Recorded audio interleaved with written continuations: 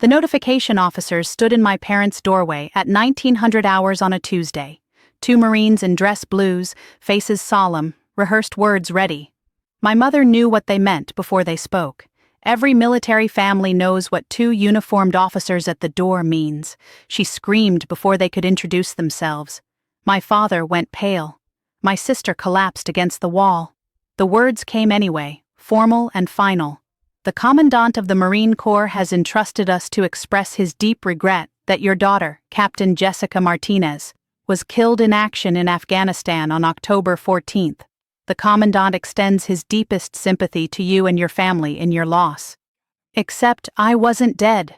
I was in a field hospital 7,000 miles away, recovering from shrapnel wounds, wondering why no one from my family had responded to my messages.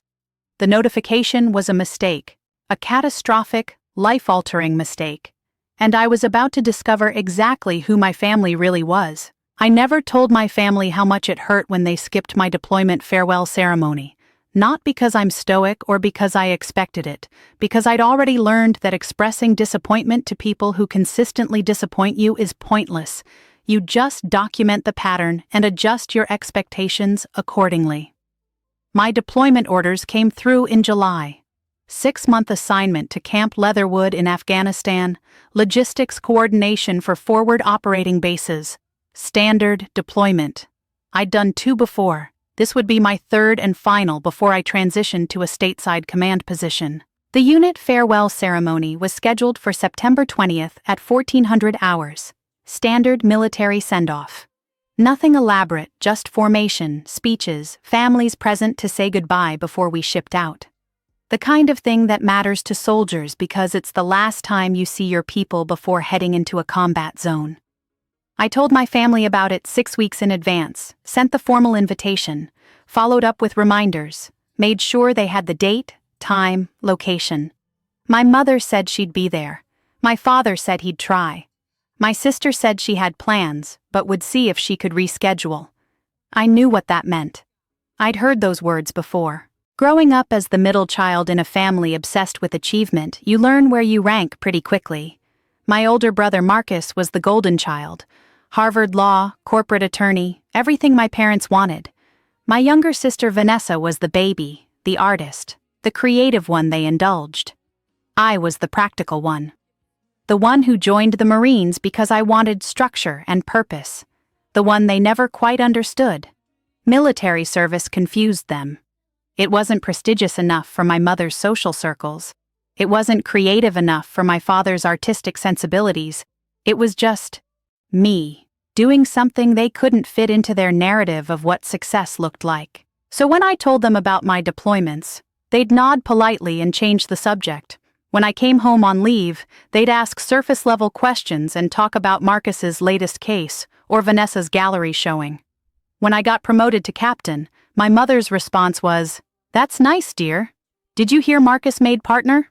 I stopped expecting them to understand, stopped expecting them to care.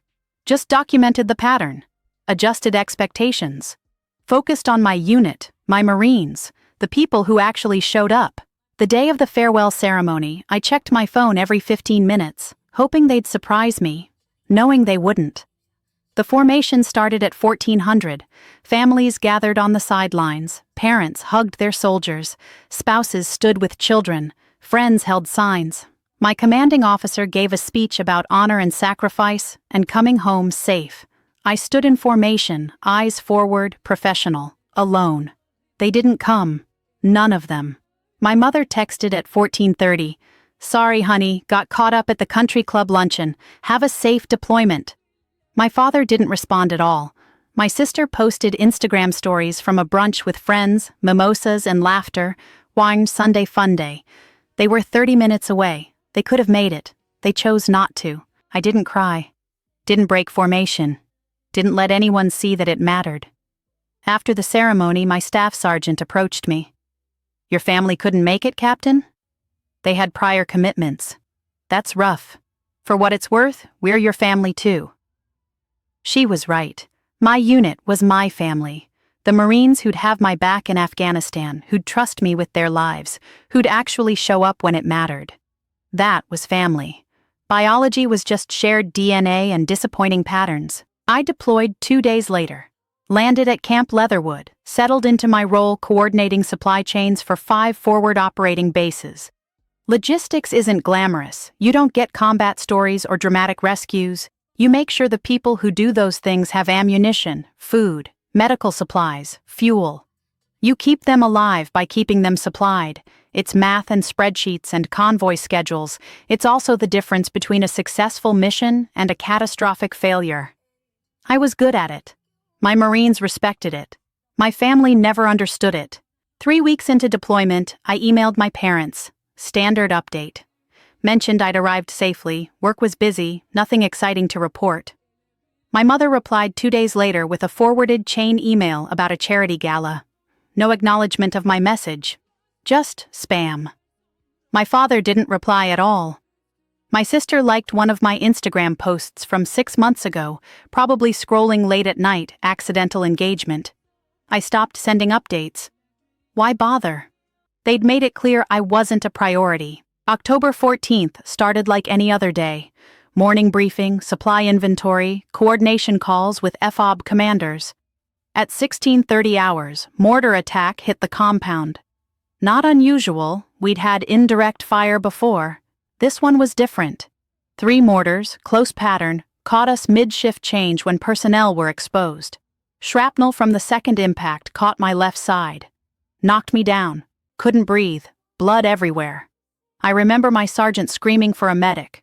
Remember being dragged to cover. Remember thinking this was a stupid way to die, bleeding out in the dirt over a supply manifest. I didn't die. Close, but not quite. Field medics stabilized me. Medevac got me to the surgical hospital. Surgeons pieced me back together. Shrapnel removed. Wounds cleaned. Antibiotics pumping. I woke up 36 hours later, groggy and confused, tubes everywhere. The chaplain sat next to my bed. Captain Martinez, welcome back. You gave us quite a scare. What happened? Mortar attack. You took shrapnel.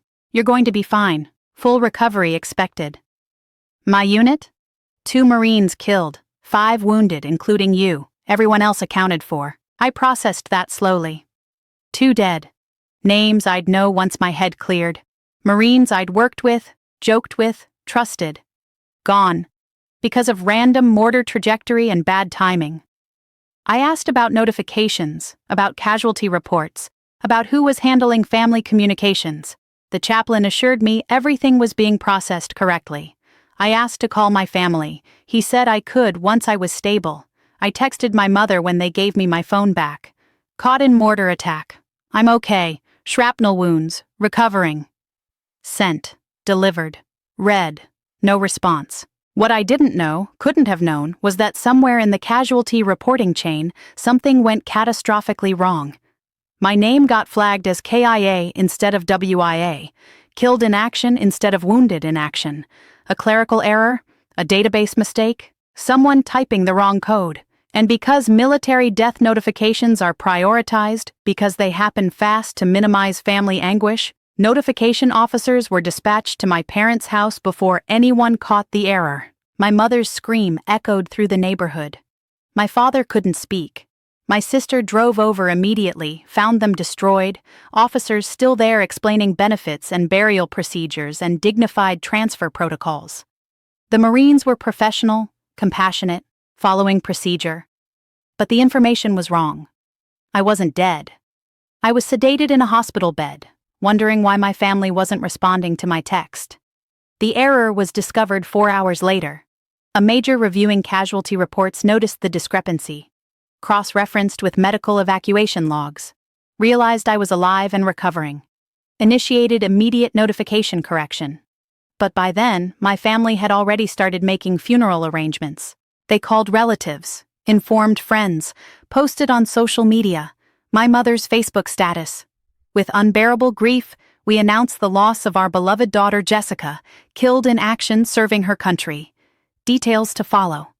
300 comments. Endless condolences. People I hadn't seen in years expressing sympathy. My brother flew in from New York. My sister canceled her gallery show. My father contacted the funeral home. They moved fast. Grief and logistics, planning a memorial service for their daughter who wasn't actually dead. The correction notification came at 2300 hours. Different officers, same dress blues, completely different message. We need to speak with you about an error in the previous notification regarding Captain Martinez. My mother, hollow-eyed from crying, stared at them. An error? Yes, ma'am. We regret to inform you that the initial notification was incorrect.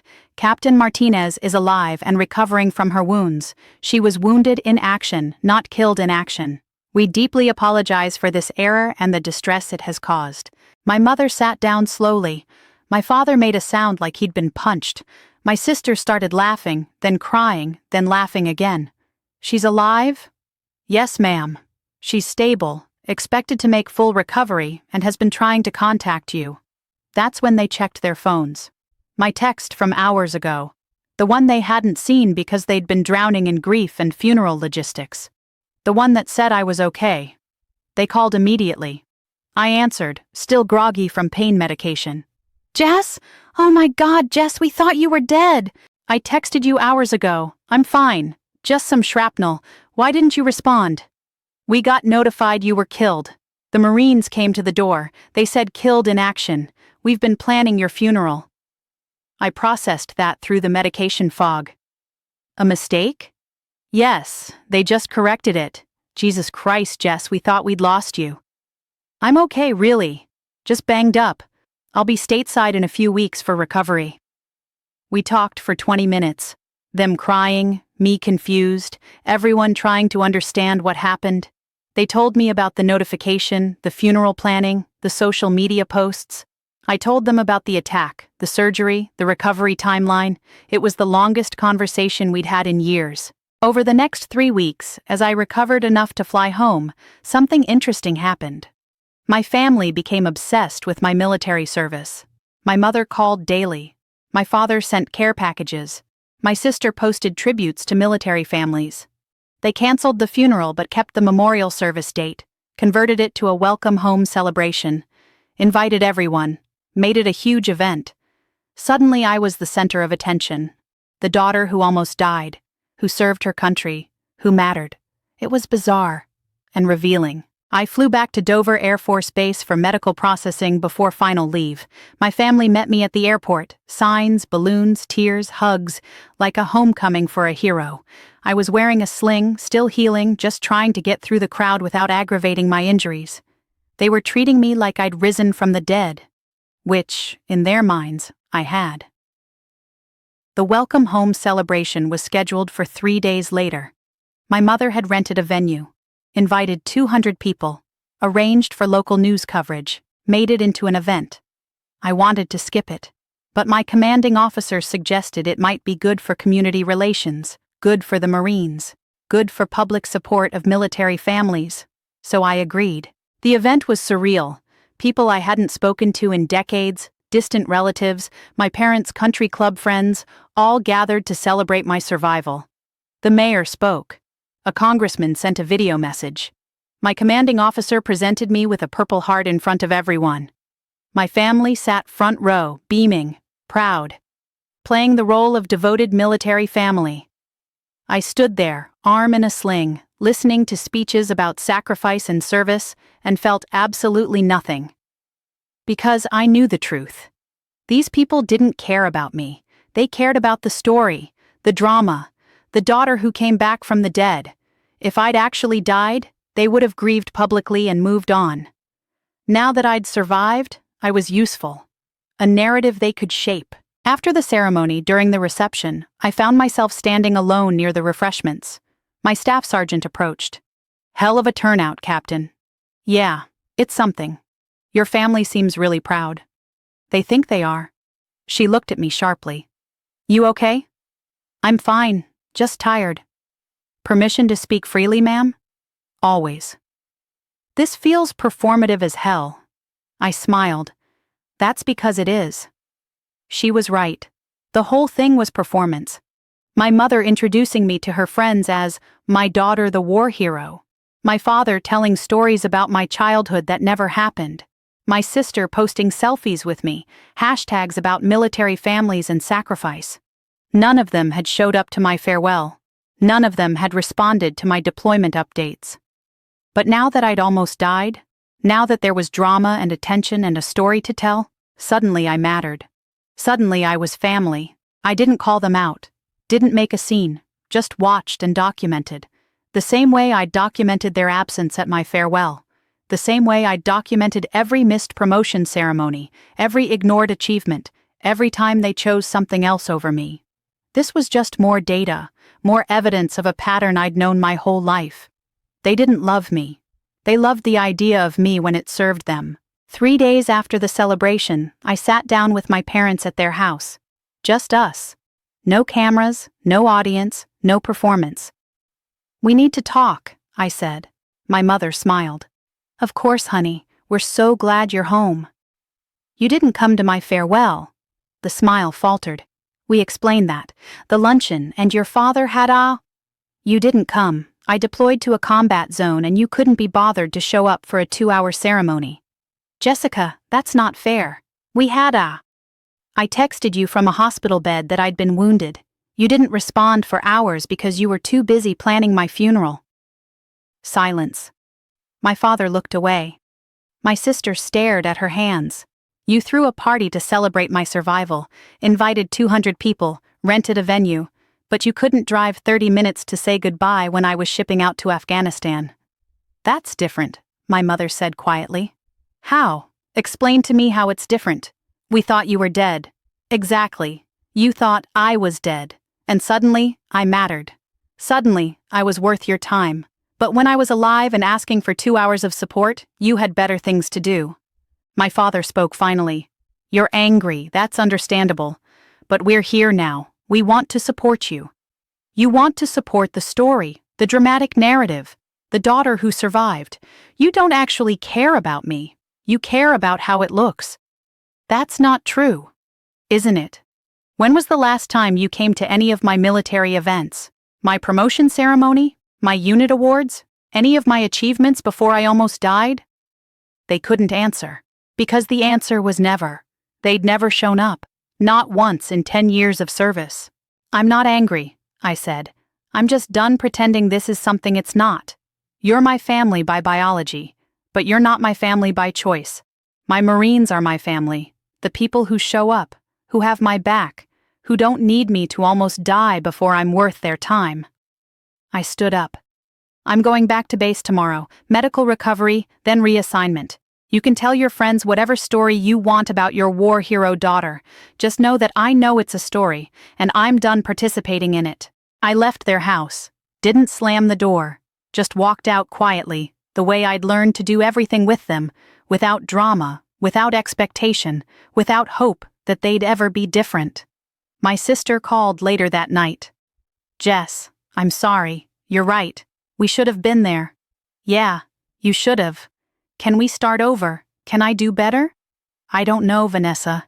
Can you? Or will you just show up when it's convenient and disappear when it's not?" She was quiet for a long time. "I want to try. Really try." "Then prove it. Don't tell me. Show me. For the next year, show up. No cameras, no social media, no audience. Just show up because you're my sister and you care. Then we'll talk." She did try. Over the next 12 months, she showed up, called weekly, visited when I was at base, came to physical therapy appointments, learned about what I actually did in the military, asked real questions, built a real relationship. My parents didn't. They stayed in their pattern, proud from a distance, supportive when it was public, absent when it was private. I accepted it, not because I forgave them, but because I understood them. They were incapable of being different. And I was done needing them to be. 2 years later, when I transitioned to civilian life with an honorable discharge and full benefits, my family threw another party. Smaller this time. My sister came early to help set up. My parents invited their friends. My Marines came too, the ones who'd been with me at Camp Leatherwood, the ones who'd visited me during recovery. The contrast was stark. My family, performing support. My unit, genuinely caring. I gave a speech, short, simple. "Thank you all for coming. Military service taught me a lot of things, but the most important lesson was about family. Family isn't who shares your DNA. Family is who shows up, who has your back when things are hard, who doesn't need drama to care about you. Thank you to my Marines for being that family. Thank you to my sister for learning what that means. And thank you to everyone here for supporting veterans, even when it's not convenient. My mother looked hurt. My father looked uncomfortable. Good. They should feel uncomfortable. Not because I was trying to hurt them, but because sometimes truth is uncomfortable. And they'd earned that discomfort through years of choosing convenience over connection. After the party, my staff sergeant pulled me aside. That speech was cold, Captain. It was honest. Your parents looked devastated. They looked embarrassed. There's a difference. If they were devastated, they would have been at my farewell ceremony. This is just them realizing other people now know they weren't. She nodded slowly. For what it's worth, you're one of the best officers I served under. And you didn't need their approval to be that. No, I didn't.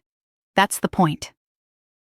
If you're listening to this and something feels familiar, if you've ever had family who only showed up when it benefited them, when there was an audience or a story or something they could claim credit for, I want you to know something. You don't owe them your presence just because they share your DNA. Family is built through action, not biology. Through showing up, not showing off. Through being there when it's hard, not just when it's convenient. My family thought they'd lost me when the Marines showed up at their door. But the truth is, they'd lost me years earlier, every time they chose not to show up. Every time they made me an afterthought. Every time they proved that unless I was dying, I wasn't worth their time. The erroneous death notification didn't change who they were, it just revealed it. Have you ever had family show up for the funeral but skip the farewell? Do you know what it's like to matter more dead than alive? Leave a comment below and tell me where you're listening from. This is one, and we share stories like this every day. Stories about family, about sacrifice, about learning that sometimes the people who matter most aren't the ones you're related to. If you don't want to miss the next one, subscribe to one and stay with us. Because real family shows up before you need them to, not after.